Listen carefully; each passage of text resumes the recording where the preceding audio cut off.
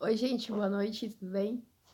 Então, antes de mais nada, se caso vocês gostarem do vídeo, deixa aquele like legal. Se não gostarem, também pode dar dislike. E, por favor, deixa seu comentário, alguma coisa para que eu possa melhorar, né? Então, continuando aquele livro, sabe, de ontem, tinha um assunto aqui também que eu queria falar. É até uma pergunta, né, que eles fazem. A sua casa é assombrada? Então, aí ela fala assim: a sua casa é assombrada? Quem tem um porta-engás em casa sabe exatamente do que eu estou falando. Até os mais céticos se assustam e não tem explicação científica plausível para uma cômoda que se move sozinha. Uma cadeira, às vezes, sabe? Qualquer coisa. Ou uma prateleira que é arrancada da parede. Talvez em uma casa as coisas sejam mais simples, como barulhos ou fenômenos estranhos. Nesse caso, pode haver realmente um espírito. O mesmo, a sensação de uma presença na casa que não é normal. Mas pode haver outras razões que fenômenos desse tipo, que no capítulo 3 ela falou. Que ela mencionou vários fatores a serem considerados a ela assim, vamos relembrar com mais detalhes, né? A gente pintei o cabelo, acho que ficou meio manchado aqui, mas tudo bem. Minha unha também tá manchada. Então, aqui ela fala assim: causas naturais. Toda casa, especialmente as mais antigas, tem ruídos característicos que podem ser causados pela expansão ou contração da madeira e da tubulação. Em regiões muito frias, as janelas também podem ranger. Se sentir cheiros estranhos, verifique os ralos.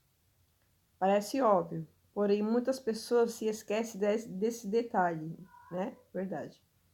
No entanto, o mais importante é seguir sua intuição. Se já descartou todas as possibilidades e ainda acha que há algo errado em sua casa, é melhor verificar. Energia negativa. Como já expliquei, esse tipo de energia pode emanar de diversas fontes. Muitas vezes vale a pena perguntar aos vizinhos como eram os amigos moradores da propriedade. Mas ela fala aqui, né? Faça isso discretamente. Mencionar que a sua casa é assombrada não é algo que as pessoas esperem uma conversa entre vizinhos. É verdade. Outra possibilidade a ser considerada de maneira séria e honesta é a de que a energia negativa esteja sendo criada por desarmonia familiar, tensão ou dificuldades emocionais, né, da própria família. Eliminando todas essas possibilidades, pode-se considerar que o problema venha de uma época remota. Nesse caso, vale a pena tentar descobrir o histórico da casa e do terreno.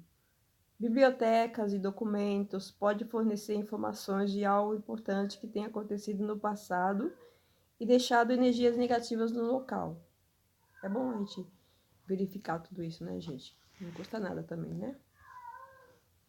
Energia negativa da terra, do terreno. Essa é outra possibilidade, porém, a menos que você conheça bem o assunto, é algo difícil de detectar. A energia da Terra pode ser tanto positiva quanto negativa. Locais de energia positiva fazem muito bem às pessoas. São revigorantes e ideais para atividades espirituais como cura e meditação. A atmosfera espiritual é mais sutil nessas áreas, o que facilita a comunicação com os espíritos.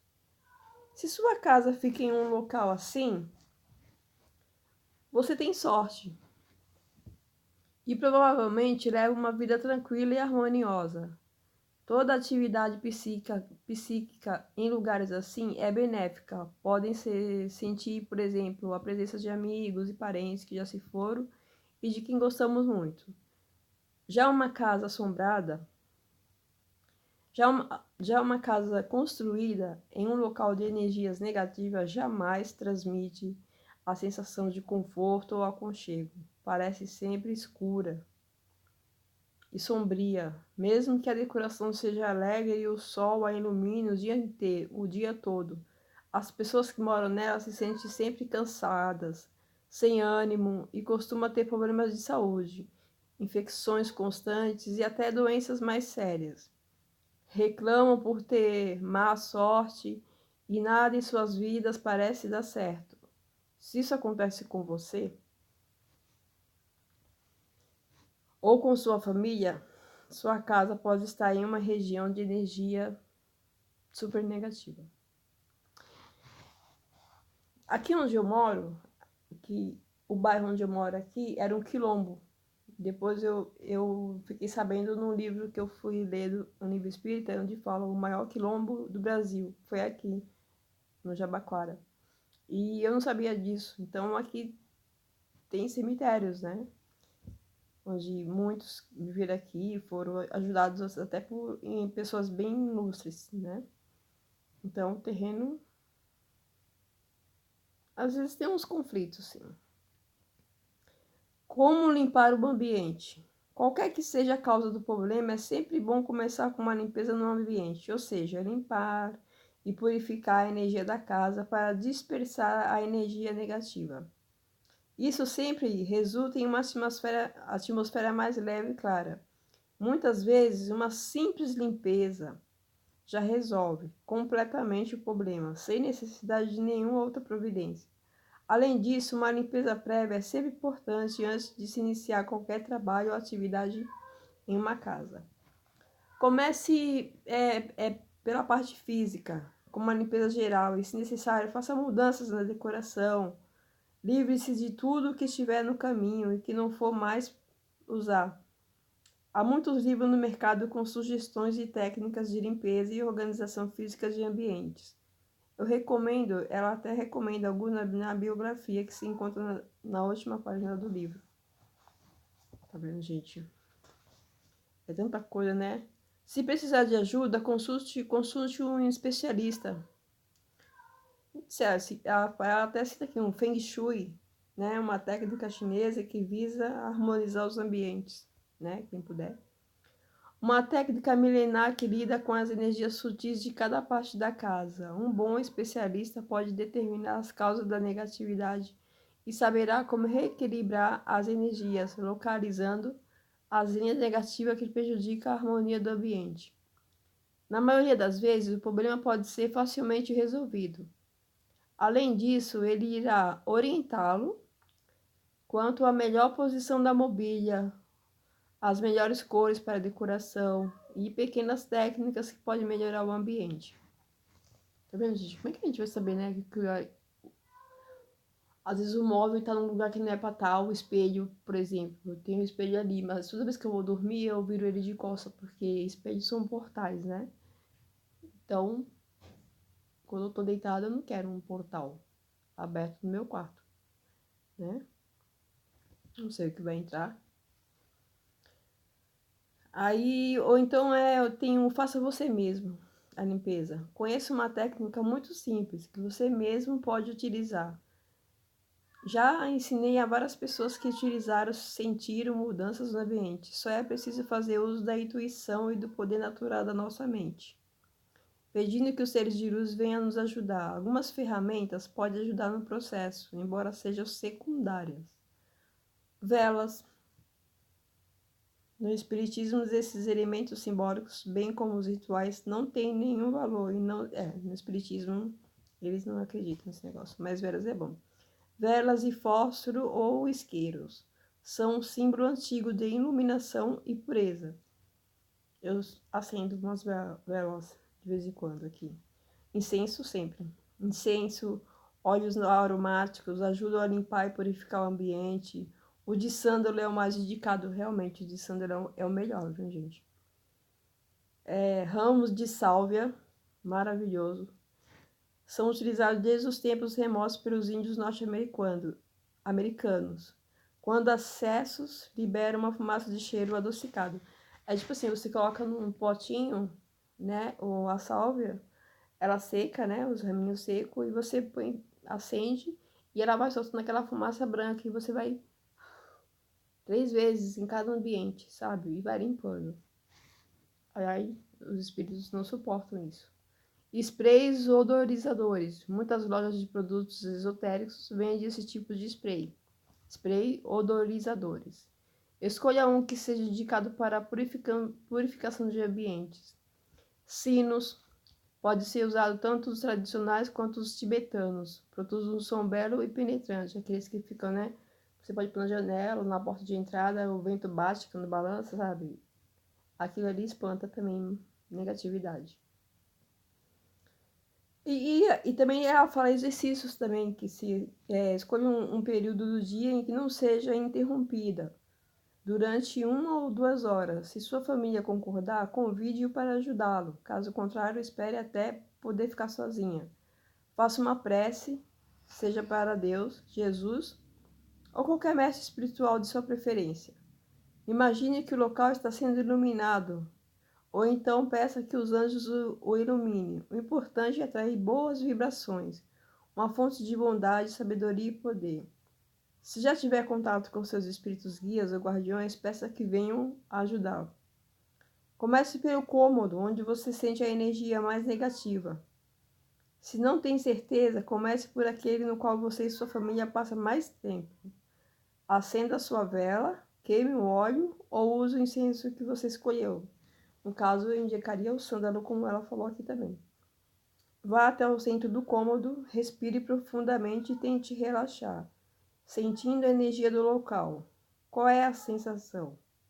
O ambiente é pesado ou muito agitado? É difícil permanecer ali? Você pode mudar as energias você pode mudar as energias que o incomodam usando o poder dos seus pensamentos e a luz que invocou em suas preces, né? E pode ser necessário também repetir esse procedimento duas ou 3 vezes na semana. E também tem os sinais físicos, né? Que tem para sair barulhos. Os barulhos ou ruídos em uma casa assombrada pode variar desde pequenos estalos a grandes estouros. A única coisa que nunca ouvi foi o arrastar de correntes. Isso aí é mais uma coisa de televisão mesmo. O som de vidro quebrando, sabe?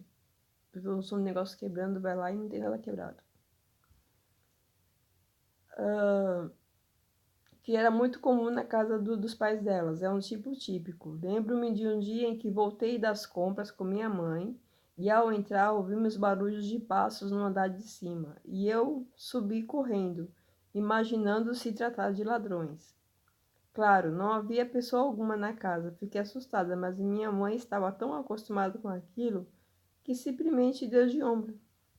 Foi para a cozinha cozinhar. Onde ela já era média, né?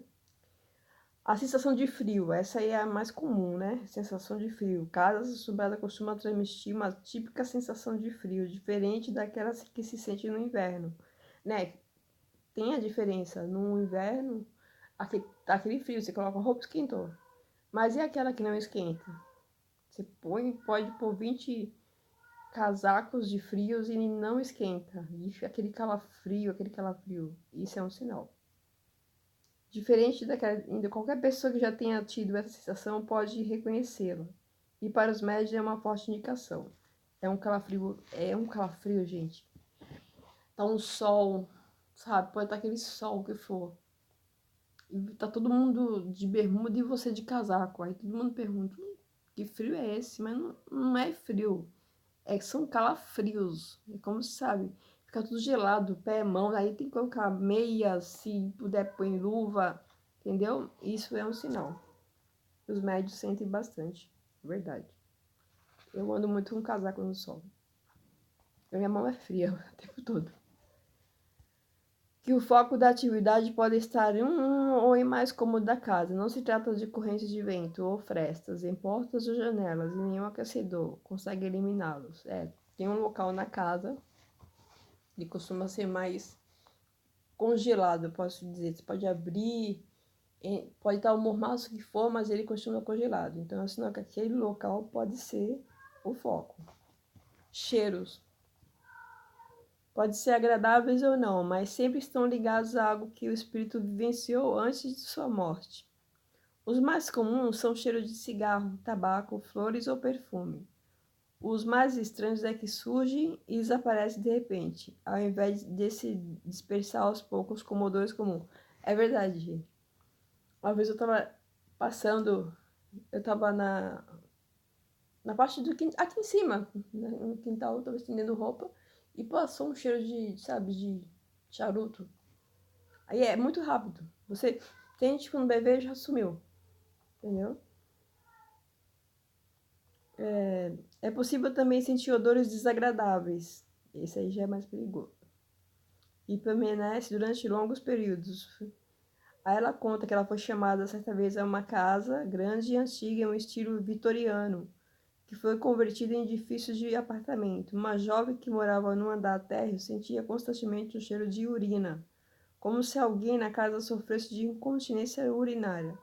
Por mais que limpasse e desinfetasse todos os cômodos, o odor permanecia. Durante a visita, descobri a presença do espírito de um serviçal de idade, que permanecia no local. Assim que ele se foi, o cheiro desapareceu. Né? Objetos que se movem também, né? Você põe um pano de prato na pia, quando vai ver tá na geladeira. Já aconteceu muito isso e tu fica naquela.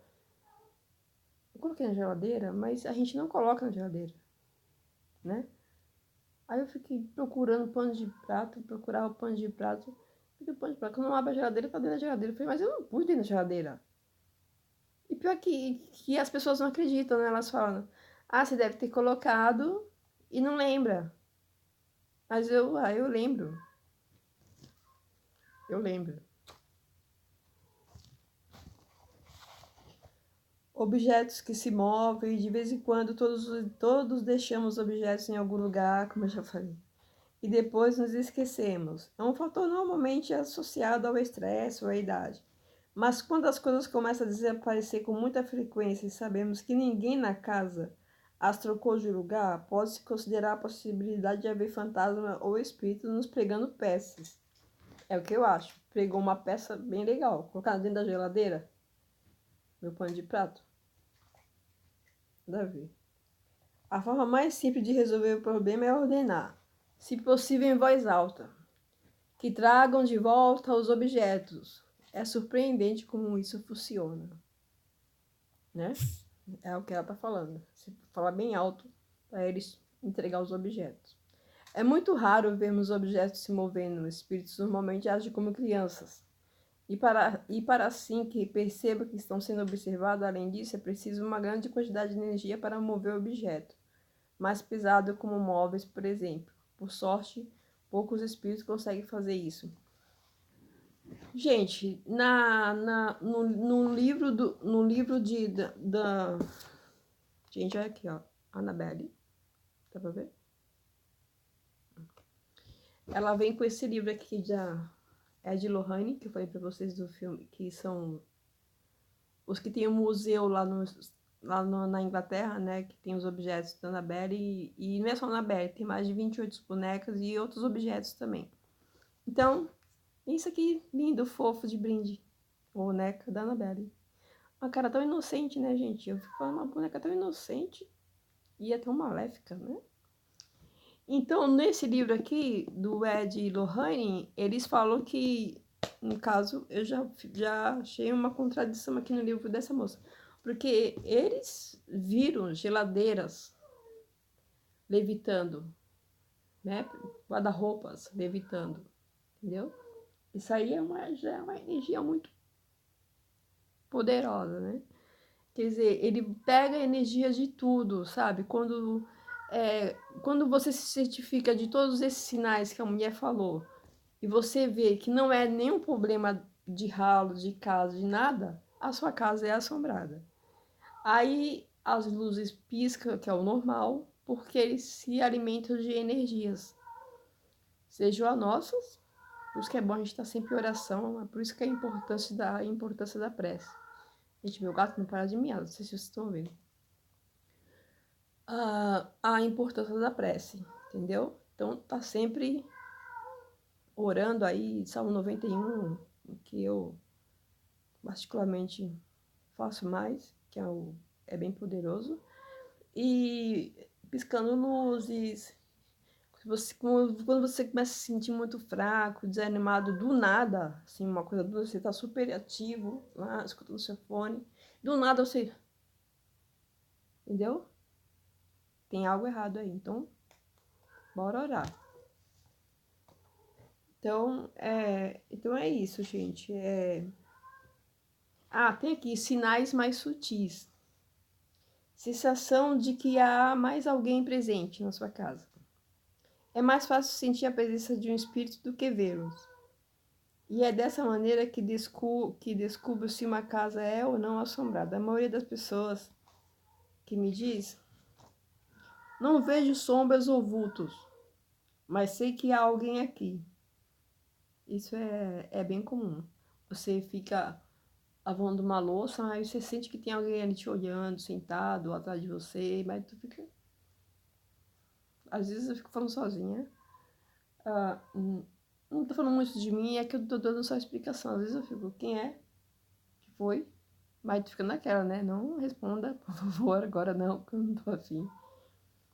E tentar se convencer de que está vendo coisas, embora no fundo saiba que não está. É bem isso mesmo. Isso me lembra um poema que aprendi quando criança. Subi as escadas e vi um fantasma ali. O medo foi tão grande que quase morri. É verdade. Uma presença na casa pode ser tanto uma vaga sensação de que alguém no jardim, quanto algo mais embaraçoso, como sentir-se observado dentro do banheiro. Verdade. Porque os espíritos iluminados não entram em banheiro, gente. Fica bem ciente disso, tá? Os espíritos iluminados, eles respeitam a nossa privacidade. Então, os espíritos zombeteiros é que tem essa mania de... Eles entram no banheiro. Não tem respeito nenhum por ninguém. Zombeteiro é esse que eu acabei de falar, que gosta de fazer bagunça, derrubar isso, derrubar aquilo, assustar mesmo. Entendeu? A sensação também pode ser tátil. Jamais ouvi alguém dizer que foi agarrado por uma mão gelada, mas muita gente reclama ter sentido alguém tocar em seu braço ou ombro de maneira leve ou com firmeza. Também pode ser ouvidas vozes, mas geralmente são tão fracas e distantes que é impossível entender o que dizem. Às vezes é aquele negócio que vai, sabe? Você não entende nada, mas você sabe que alguém falou alguma coisa. Você não tá louca, né? Mas as pessoas incrédulas, elas ficam, você tá ouvindo coisas, você tá louca, sei lá, procura um tratamento. Mas não é, gente, não é. Por isso que tem tanta gente indo... Eu até falo de mim também, tô tomando... Vai tomar antidepressivo, pra quê? Às vezes eu tô me perguntando, não. Por isso tá cheio de gente no SUS, no NAPS, procurando psiquiatra. A maioria, sim, precisa realmente, né, desses remédios. Mas pode ter certeza que a maioria é sobre isso. É ver coisas e as pessoas não explicam e tem a pessoa como louca. Mas a pessoa não é louca, gente. Não é louca. Procura direitinho saber, se informa, que nem eu prefiro ver nos livros. Sintomas de alguma coisa. Se eu não tenho no livro, eu vou no Google. Vi isso, vi aquilo, vi aquilo. O que é?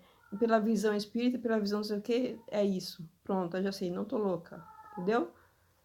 Tem que se informar. Entendeu? Não sai por aí tomando qualquer remédio, não, que é necessário, né? Para quem tem depressão é necessário, mas não ficar a vida toda tomando, porque tem o revertério desses remédios, né? Que não é muito legal. Então é isso, gente. E eu vou terminar aqui com visões. Normalmente, quando vemos espíritos, eles se aparecem com sombras, que é o normal, né?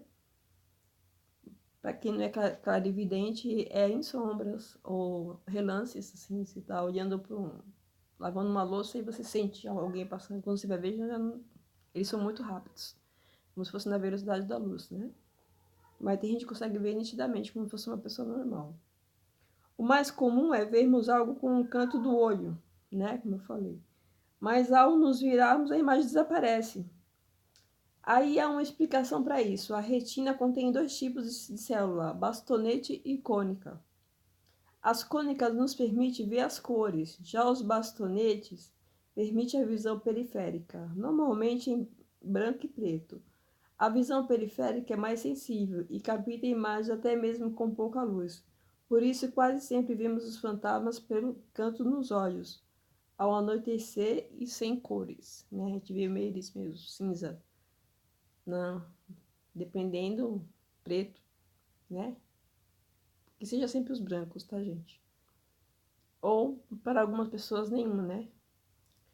Outros aparecem bem coloridos, em plena luz do dia, aparentam ser reais e sólidos, mas desaparecem tão rapidamente quanto os outros. A maneira com que se vê espírito depende da capacidade psíquica de cada um, como eu falei, da mediunidade. O único consolo é que, por mais nítidas que sejam as visões, são tão rápidas que não temos tempo para ter medo, né? Verdade. Isso é que é o bom, né? Que são tão rápidos que você faz assim. Você tá lavando a louça aqui, né? E continua lavando a louça, né? Mas passou alguém ali. Passou. Mas ainda bem, para muitas pessoas não vi. Tem pessoas que já estão acostumadas de ver e... Oi, o que você quer? Deseja alguma coisa? Quer que eu te ajude, né? Como o Chico Xavier ele falava, quando você vê, sempre pergunte. No começo eu não entendi essa frase. Eu falei, como é que eu vou chegar para um espírito e falar? E aí, o que você está precisando? Aí ele abre a boca e sai correndo, né? Então, mas o certo é perguntar. Quando fica mudo, muito mudo, mudo, aparece mudo, ele quer sempre se comunicar. Só fica esperando a gente falar alguma coisa, tipo, quer se comunicar, meu irmão? Que deseja? Posso te ajudar? Entendeu? Mas isso a gente tem que estar preparado, né? Então é isso, gente. Eu queria passar mais um pouquinho desse livro e depois eu vou começar com os relatos, tá? Porque eu tô juntando um pouquinho dos relatos. Porque é bom estar falando sobre isso também, porque quando eu falo sobre os relatos, aí as pessoas que não me conhecem e as que me conhecem, né? Já pode perguntar pra mim, tipo, no WhatsApp, essas coisas. Mas tem muita gente que não me conhece e fica, tá, mas se eu ver esse espírito, né? Como é que eu vou me defender contra ele? Tá aí. Tem muitas explicações que podem ajudar vocês, ok? Eu ia contar o conto da Alice hoje, mas, gente, sem brincadeira, eu não achei. Eu vi ontem dentro desse livro a história de Alice e hoje não achei. Eu vou vasculhar de novo esse livro e vou dar uma olhadinha. E se vocês quiserem também escutar algumas histórias dos Warrens, da Ed Lorraine, do Ed e da Lorraine, que não passa nos filmes de cinema, eu tenho aqui. A menininha bonitinha. Credo. Lendo o livro, fica presa lá, vai. Aí eu conto aqui porque no livro foi escrito pelo Gerald Butler.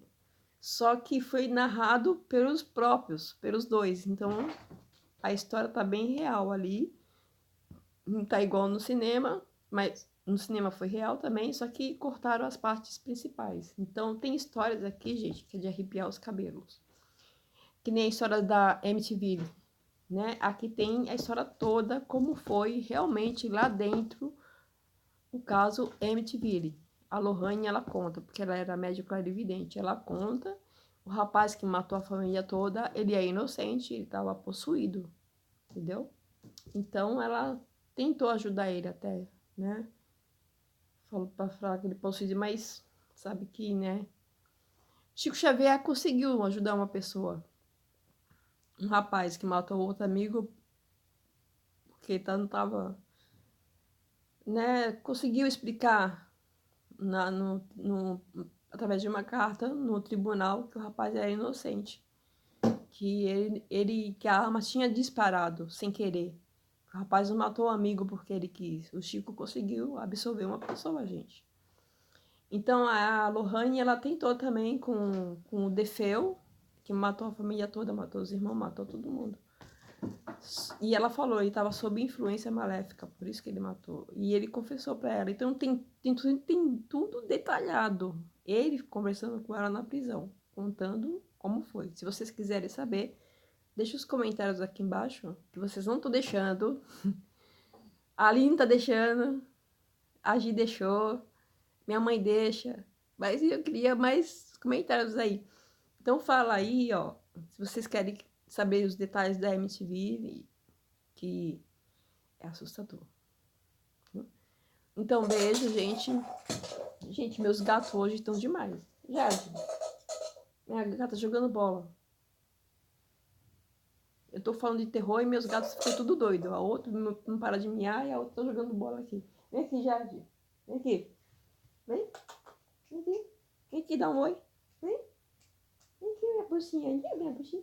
Minha buchinha, buchinha. A minha buchinha, gente. Olha, gente, a minha buchinha. Olha a cara dela, ó. Já tá com medo de danada. Então, gente, obrigada. Deixa aquele like legal se vocês gostaram. E se inscreva no meu canal. E deixa os comentários se vocês, qual tipo de história se vocês querem realmente. A história detalhada de Amityville, que não tem no filme. E tem um filme Horror de Amityville, que foi realmente baseado em fatos reais, mas não tem os detalhes que eles narraram aqui. Eu tenho 3 livros onde eles narram a verdade, ok? Beijo, boa noite, muito obrigada. Fiquem todos com Deus. Amém. Gratidão.